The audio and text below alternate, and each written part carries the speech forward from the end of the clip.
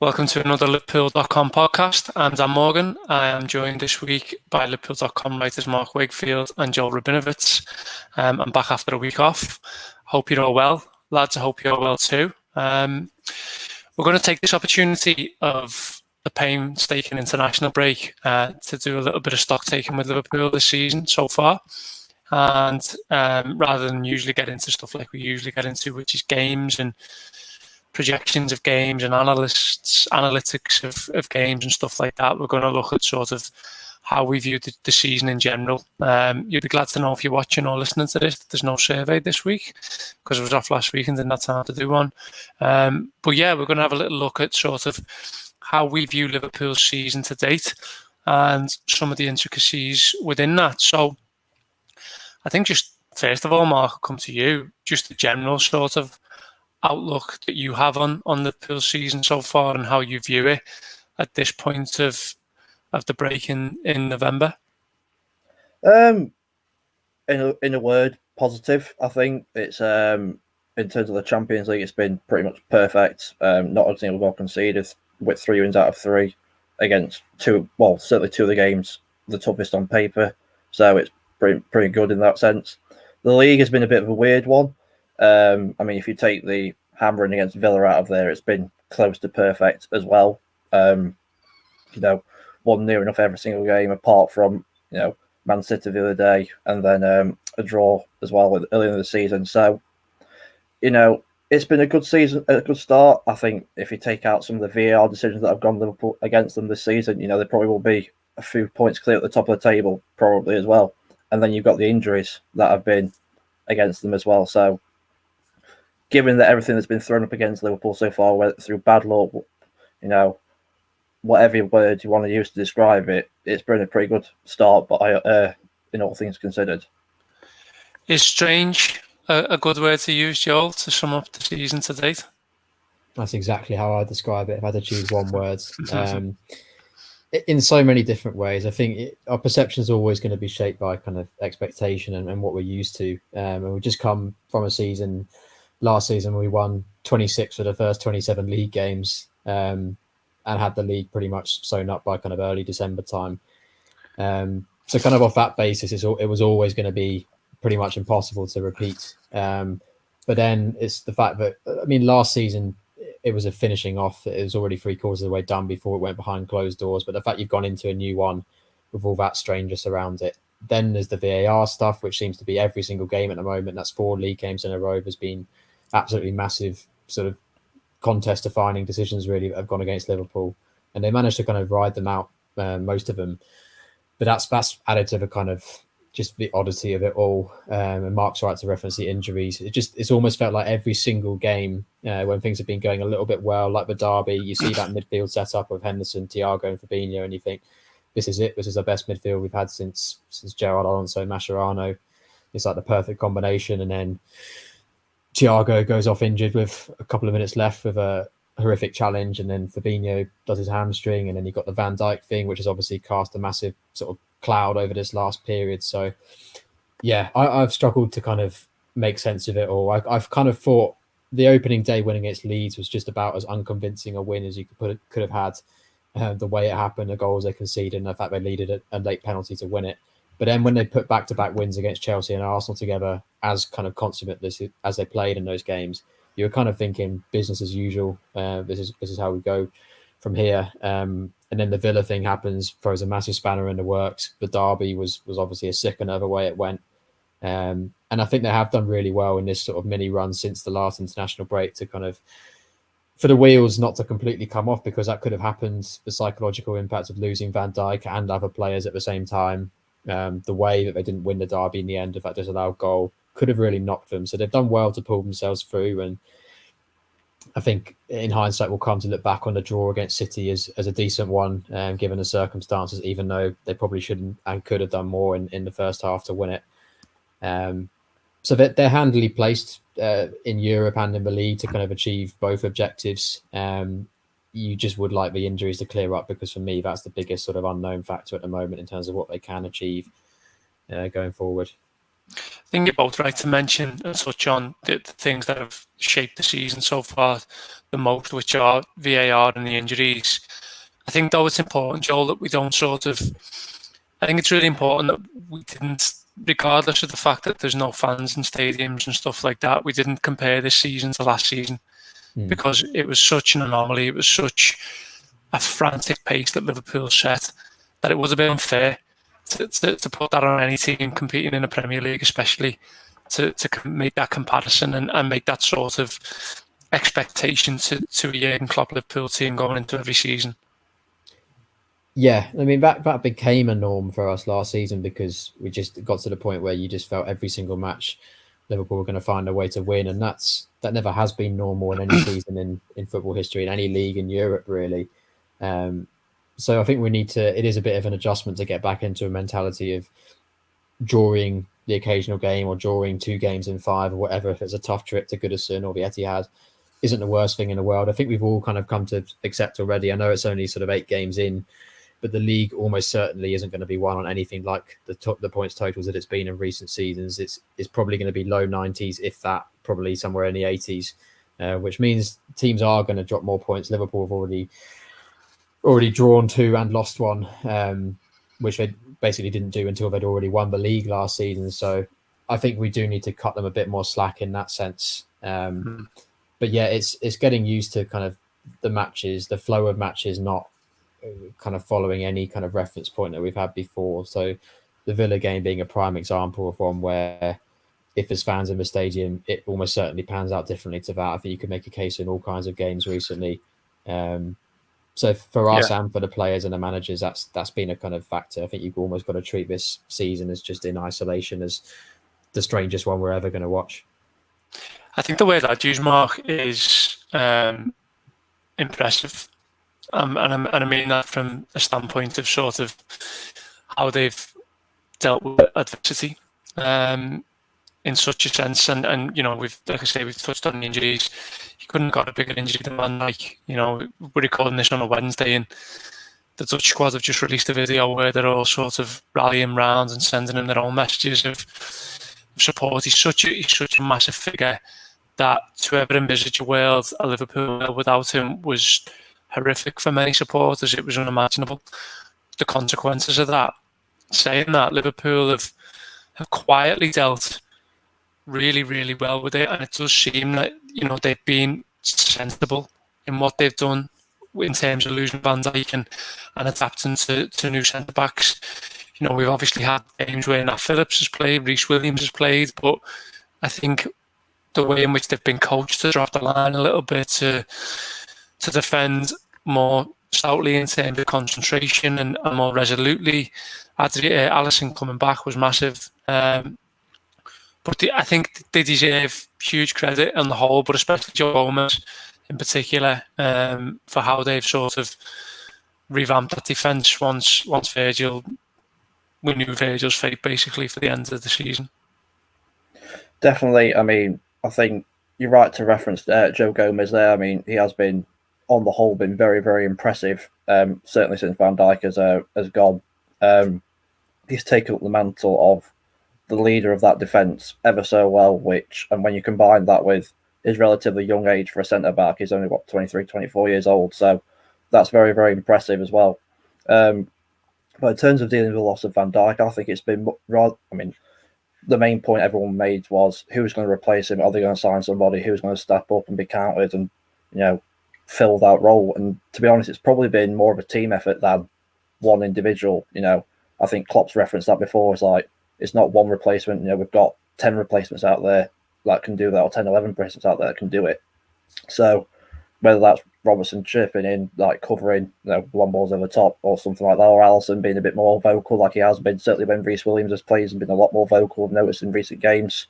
So, yeah, I mean, you take Van Dijk out of the team, any team in Europe is going to struggle with that, and it's been a significant mental test of this team to be able to deal with that loss, especially when you combine that with, you know, the way he got injured, the fact there was no justice for what we thought should have been a red card on Pickford. You know, everyone made their feelings clear that it should have been.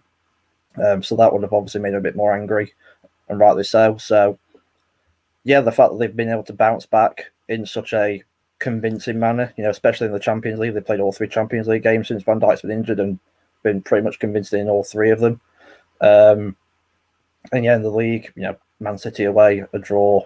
I think most teams in the league would take that. And you take the draw at Goodison, they've won every other game. So, it's been very, very impressive. But I think it's been more of a team performance, team just standing up and dealing with the situation as a team, which is what this team has been known for the last couple of years. Just the mental strength, like mentality monsters. Klopp said that, in 18-19, and it still stands strong now. So the first sort of question I want to ask is on the season, apart from your general thoughts on it, are the player you're most pleased with. So you just referenced Joe Gomez there, Mark. Is there a player though who stands out for you as a player who you are most pleased with in a Liverpool shirt this season? I think most people who have listened to these podcasts or videos before, I think, know how much I'm a fan of Diogo Jota. It's just, I think we've said it all before, that he went under the radar a little bit when he signed because of the arrival of Thiago. Thiago's a world-class player. Many teams in the world would be grateful to have him. And then when you sign a player like Jota, who is not as big a household name as Thiago, that is rightly going to go under the radar. But he's proven that he is worthy of playing in a team as good as this.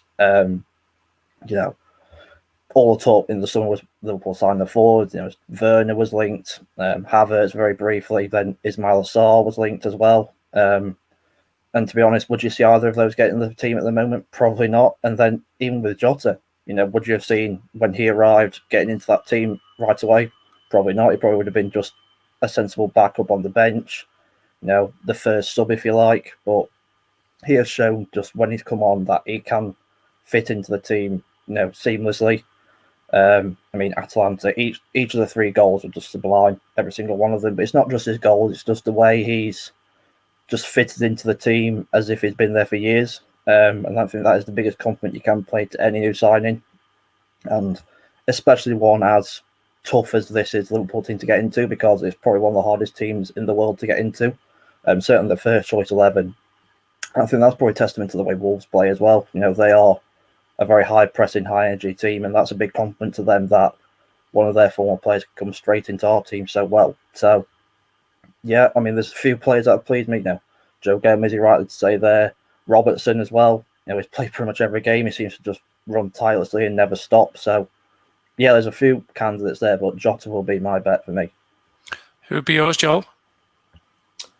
Jota's the obvious one in terms of surpassing expectations. I think Salah's playing some of the best football of his career. In terms of slightly more under the radar ones who've really impressed me, I think especially recently, since the Van Dijk injury, Wijnaldum stepped up massively. I think he's been quietly excellent for a few games now, especially against Atalanta. Did he start against Atalanta?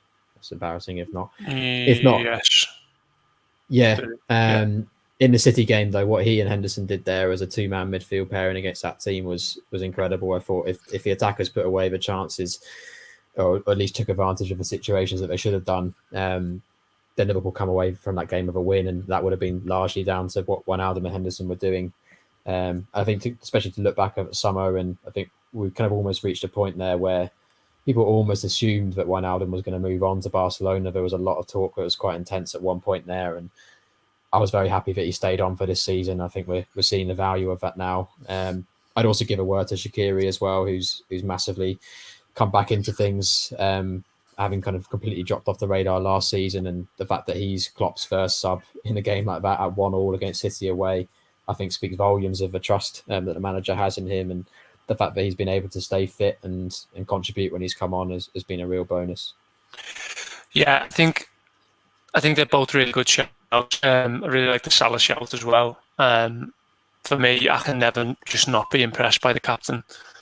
I think the clip of him against Atalanta, where he's just marshalling and screaming people through games, is the type of leadership that's going to get you through until May, in my opinion. I think he's consummate. And, we had a discussion yesterday on a piece of writing about who should play right back in Trent's absence, and I made the comment that my stock answer a lot of these now is fast becoming Henderson, because he's a player who can seemingly give what Liverpool, what they need in each different position. I'm not sure about him in the front three, but I think going backwards, I think he's more than adept in sort of long range passing and sort of dictating play, as we know, for Liverpool. But his leadership of this side now is there's such a vast gap there when it's not present. And yeah, I'm really pleased that sort of the hunger still burns and burns through him the most. The opposite of that, then, Joel, I'll come back to you, is the player that you're most disappointed with. So only choose one, by the way. Yeah, I'm going to go Bobby. I think it has to be. I don't like slating him because of what he's done previously, but it's just, yeah, it has been difficult to watch him at times this season. And there have been a couple of moments. He gets the assist for Mane against Chelsea, and he scores an important goal as well. It was his only goal of the season so far. But yeah, in general, it's not even just the goal return. It's just all the stuff that you expect from him, his link-up play, his chance creation, his pressing. Everything seems to be a notch down, or as it has been kind of for much of a calendar year, really. He had that brilliant kind of start to the year in January when he got those goals against Spurs and Wolves away, huge goals, and sort of seeing Liverpool kind of towards the finish line of a title race. And he had a brilliant game against Southampton at Anfield, I think, when he got 3 assists. So there have been moments this year. It's not like he's been awful for all of 2020, but I just think he's looked so far off the level that you've come to expect from him. And whether that's just a kind of long-term fatigue catching up, the guy has played more football than anyone in that position, which is so physically demanding, mentally demanding, not just for Liverpool, but he's played a lot of games for Brazil as well. Hardly any breaks. I do wonder if that's sort of catching up with him. So I'm not writing him off by any means. I still think he'll have a really important role to play this season. And I know about the games in the weeks and months ahead where we'll come back and say how well he's played and how important he's been. But I think so far he's been the one who's kind of fallen short for me in terms of the standards that you would usually assume. Mark, would you agree, or would you go with somebody else?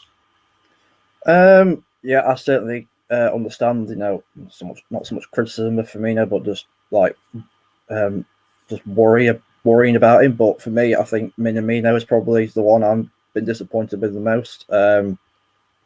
This was meant to be the season where we saw him break into the team more, have more run of games. Second half of last season when he first came in, you understood him not quite hitting the ground running straight away because he's playing in a team that's running away with the title, and coming to a different country, language barriers, those sorts of things are all factors you've got to consider. And by all accounts, in terms of the language situation, he's learned his English really, really quickly over the summer, so he's done really well with that.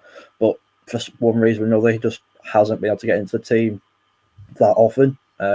He's shown flashes of brilliance, the Community Shield when he scored, against Lincoln in the Cup, he did well in that game too. But yeah, it just seems like he's not quite fitting in at this moment. Whether that's because of we mentioned him before, but Jota, starting like a house on fire really, really well. It's very hard to get into the team at the moment.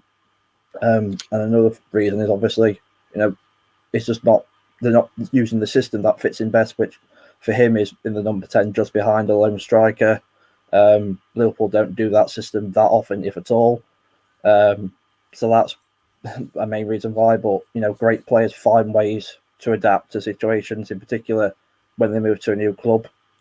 I'm not completely written them off by any stretch, but you'd like to think that over the course of this season he would get a run of games together where, I'm not going to start saying justifying the price tag, because in relative respect it was quite cheap there what they got him for. But yeah, you'd like to see more of him. Whether he will, I still have faith in him, but yeah, it's not been the best start from him so far this year.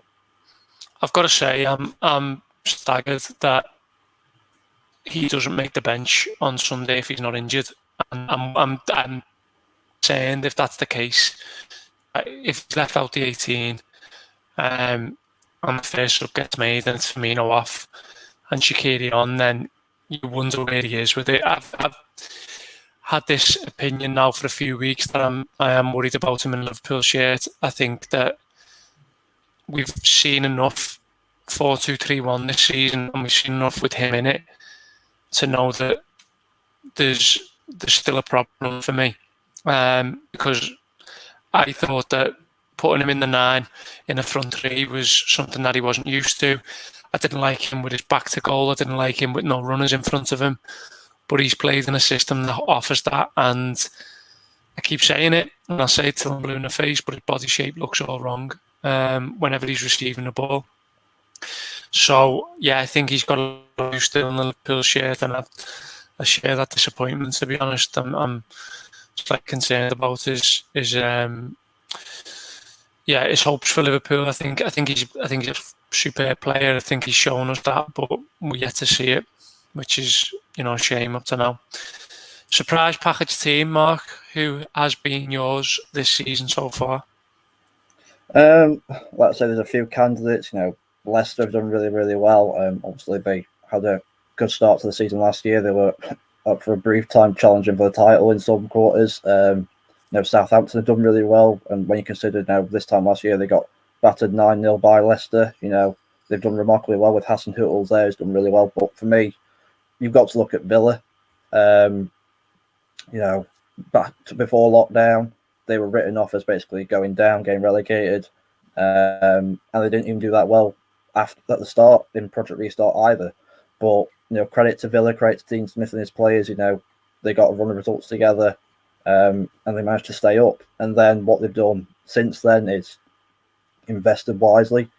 Some of the players they brought in, the goalkeeper, I think it's the main one, Martinez from Arsenal. I've rated him really, really highly, arguably higher than Leno, that they've kept at Arsenal.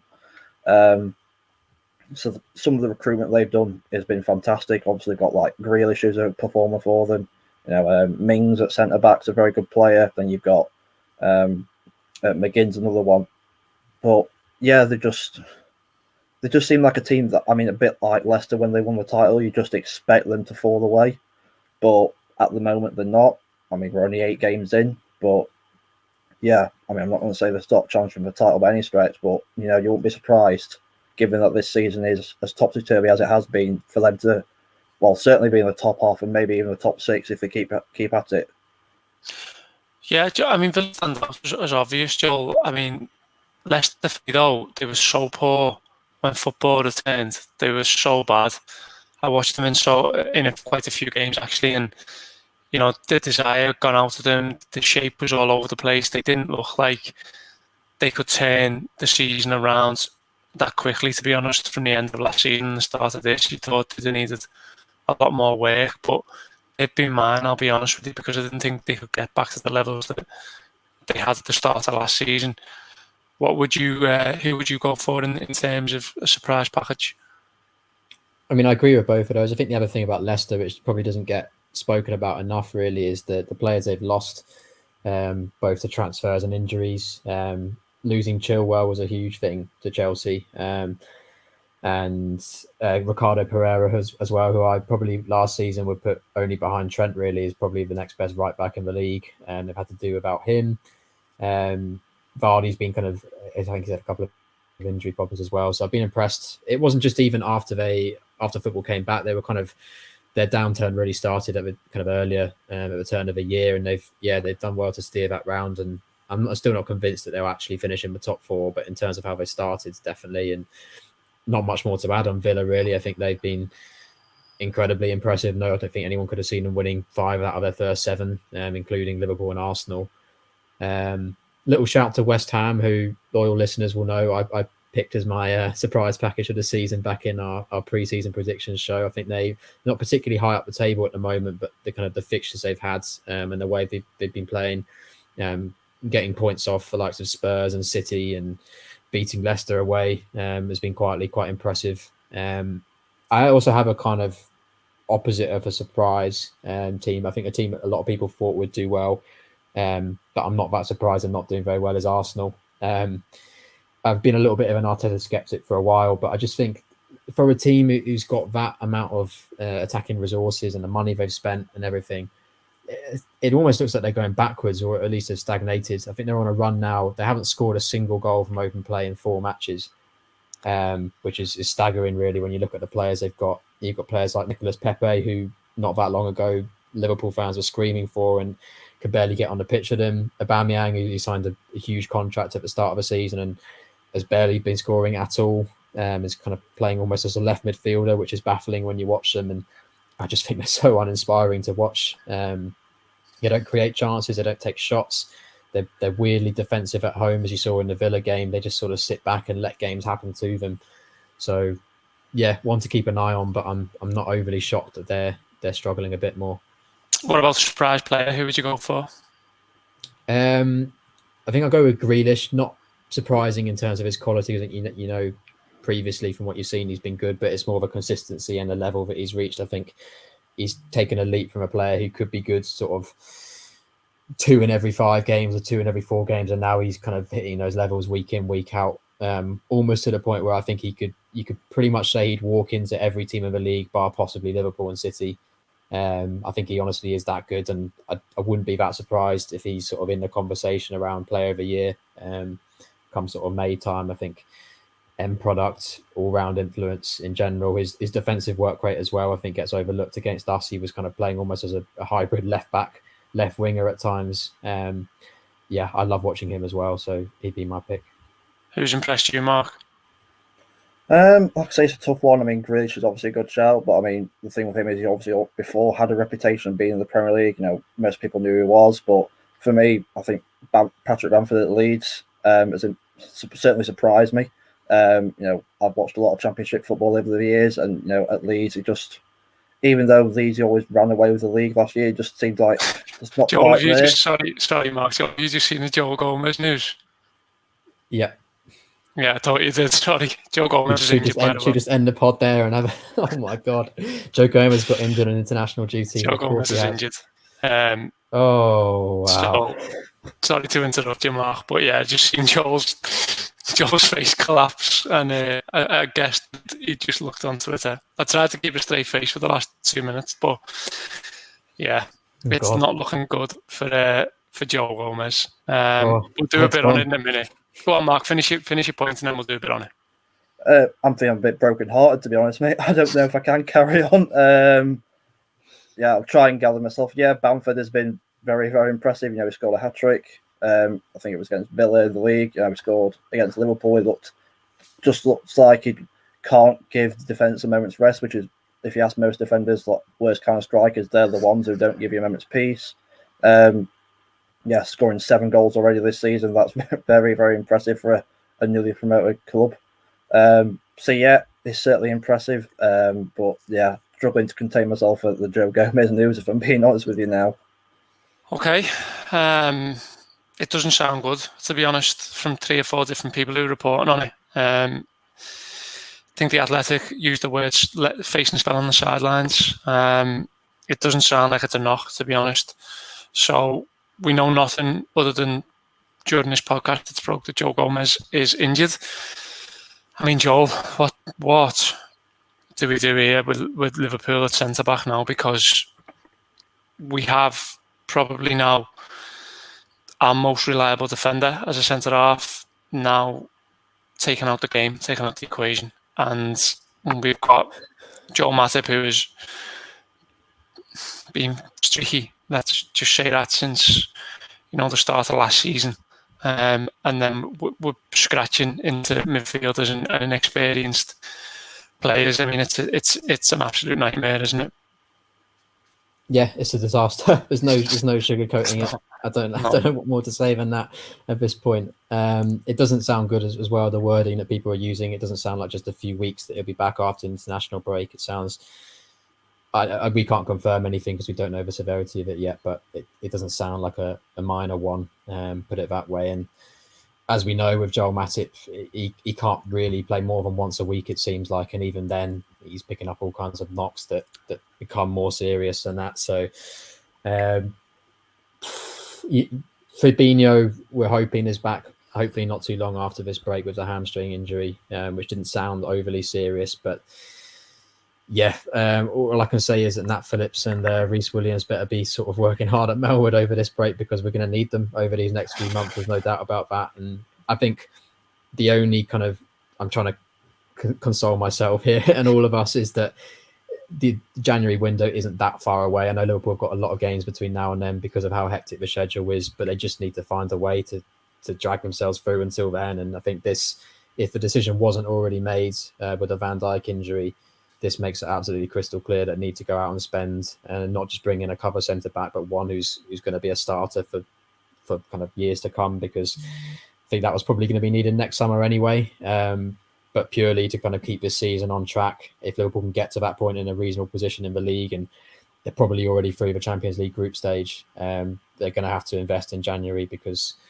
I don't remember a situation ever like this where kind of every single player in that position has been struck down at once. I mean, the kicker, Mark, is that it's with England as well. You know, you can't wrap It's players happened up in before cotton as wool. well with England with him. Yeah, you can't wrap players up in cotton wool, but you know, we question the validity of these international breaks at the best times, and now that this has happened, you're just wondering what is the absolute point in England at all. Like, why are we bothering with this? I'd definitely echo that. Like I said, the only thing I can say at this moment in time is, you know, I hope the guys who deal with transfers are like getting a move on right now, if they weren't already.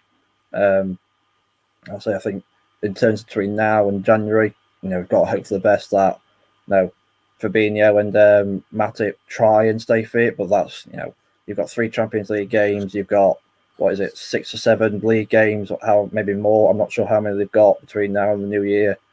Then you've got the FA Cup when that starts again in January. So, yeah, it just seems so daunting when you look at it that way. The only bit of thing you can console yourself with is when Reece Williams and Nat Phillips have stepped in. You know, they've done okay, but they have been, with all due respect, in one-off games. Williams, to be fair, has played a couple more, but you know, Phillips was a one-off game against West Ham. Judging more when he's had, you know, 3 or 4 games back-to-back or over the course of a month or something like that to see how good he really can be in this team. Yeah, like I say, there's no other way of looking at it other than it's just real kick in the teeth to when you look at the injuries that Liverpool have had. You combine that with Trent Alexander-Arnold getting injured at the weekend. You know, I mean, that threw my plan out of the window, because my plan was to put Gomez at right back, Fabinho and Matip at centre back. So that plan's gone out of the window right away. You know, me and Joel were just, I don't know what to say, to be honest. Like I say, it's a real kick in the teeth when it happens with England. What are these games? What are the Nations League games? Euro qualifiers? I'm not sure what even they are, but you know, it hurts more. It hurts more when it's out with England than when it's with Liverpool. It just hurts more for whatever reason, but it just does. Yeah, I mean, some of the word now, Joel, going around is serious. So again, you know, we're going to have to prepare for a stint, a long spell without your Gomez, it seems. So yeah, I think everything we've said is what can be said at the moment. You know, Liverpool have to get to January, but they also have to sort of realise that there's probably going to be a premium on every centre back now that they go for too, because everyone knows they're going to be absolutely desperate for one. Look, I think it's worth probably just pondering a little bit more. Really, you know, is there any sort of players in the squad who you think can do a job there? I mean, we're going to run out of midfielders soon, and there's obviously Wijnaldum who's played there before, Henderson's played there before. We didn't get to that previously, but could you ever envisage a world in which there's a Fabinho, Gini Wijnaldum centre-back pairing for Liverpool? I can't believe we're having this conversation, honestly. It might have to be the case. To be honest, my initial thought is that I'd rather just see the centre-backs who have played a couple of games get a chance if that's what needs to happen. So either that's Williams or Phillips, alongside, hopefully, Fabinho. I'd rather not play 2 midfielders there, because then it just starts to feel so makeshift, especially if you haven't got your first choice right back as well. The only other point I would make in kind of regards with that is they've got a lot of midfielders hopefully coming back as well. So Kate has obviously been missing in recent weeks. Thiago, it seems like, is going to be back after this break. Fabinho hopefully as well. I've written a piece today, which I think is coming out this afternoon, on Oxlade-Chamberlain, who just seems to have been completely forgotten because he hasn't been available all season. But in a way, midfield sort of solves you a lot of problems here, because then you can afford to drop Fabinho back and not lose too much. But yeah, with regards to playing the likes of Henderson, Wijnaldum back there, I wouldn't mind doing that alongside one of the proper centre-backs. But when you get to a point where you're playing two midfielders, a centre-back, and possibly even a midfielder at right back, we're just going to have to wait and see. But I think, as I said, Williams and Phillips are going to feature a heck of a lot more than any of us anticipated, or even they would have anticipated. So yeah, just got to go with it and see what happens. Mark, do you think this is any further a case of Liverpool's sort of fixture and scheduling? I've just seen a tweet there from David Lynch, who says Joe Gomez is third on the list of minutes played for Liverpool this season with 1,010, and he says the workload's putting players at risk. I mean, it's got to be okay. I get the centre half angle, but if there's going to be an explanation, I'm sure that's going to be there front and centre. Yeah. Sorry, but yeah, I certainly think that's the point. I think Ole Gunnar Solskjaer made the point as well after the weekend. Luke Shaw got an injury, a hamstring injury, and the players are playing. It's not so much the amount of games; it's just they come so thick and fast, and it's going to be even worse once this international break comes up. When it finishes, they've got 3 more Champions League games, however many league games to play. Let's just thank our lucky stars that they're not in the League Cup, because that would be an extra game. I think we'll probably see a similar thing to when they played Villa in the quarterfinals last year, where it was literally just the under-23s playing. I mean, I'm not going to say it's silly the amount of games, because I think the number of games that they've got to get them in at some point. But the fact that they're still playing international football, which means that the fixture congestion is still carrying on. I'm not sure how many of these international games are actually qualifiers. I think Scotland obviously got a playoff final to get into the Euros. So games like that obviously are important. But if it's like friendlies, like you said earlier, what's the point? It's just the workload on some of these players, especially when you consider, the circumstances of the world. They've got a pandemic going on. It just makes you think, what's the point of playing all these football matches at times? I'm not sure what else to say about that, to be honest. I've got a bit of a mad shout, which may just be crazy, but I'm just trying to think off the top of my head. It's not beyond the realms of possibility. So Andy Robertson has played centre-back for Scotland before, I think, in a back three, not necessarily in a back four. But we are scraping the barrel. These are emergency times. So I'm wondering if possibly you see him play as a left-sided centre-back, because you have Tsimikas now, so you have actually got a proper left-back who you could play. And you probably trust Robertson's kind of defensive ability. He's got the experience on most people in the squad. So I'm wondering if that's a kind of a real makeshift solution, whether that involves a change of shape or something. But he has played something similar before, and for a fullback, he's not bad in the air, and he's obviously good on the ball. So yeah, make a bit. I mean, because of the defence for Leicester. 3 at the back, Dan. 3 at the back. No, I think he won't do it. I don't think he'll do it. I think it'll be Gomez. Yeah, it won't be Gomez. Freudian slip. I think it'll be Fabinho, Joel Matip if they're both fit. Probably now Milner right back and Robertson left back if we can get him on the pitch. I think that's, in my opinion, that's the best we can hope for in a back four for that game. And I'd take that now if you'd offered me it, to be honest with you. Any advancements on that? I certainly agree. Go on, Joel. Yeah, I mean, the Fabinho injury is the question mark, because Klopp was pretty vague about it. It didn't sound hugely serious, but I wouldn't necessarily bank on him being back for Leicester 100%. I need to get him to the same physio that Alisson went to for his shoulder issue when he got back 3 weeks earlier than he should have done. If Fabinho's not fit for that one, I think you're right. Probably you're going to need experience in that back four, whatever it is. So I think that even though he's not ideal in terms of profile and stuff, Milner probably is the Trent understudy for this game. Then you got Robertson, hopefully Matip if he doesn't pick up some kind of ridiculous knock in training over the break, and then I think you probably got to go with Reece Williams or Phillips alongside him. On that. Mark, any further suggestions?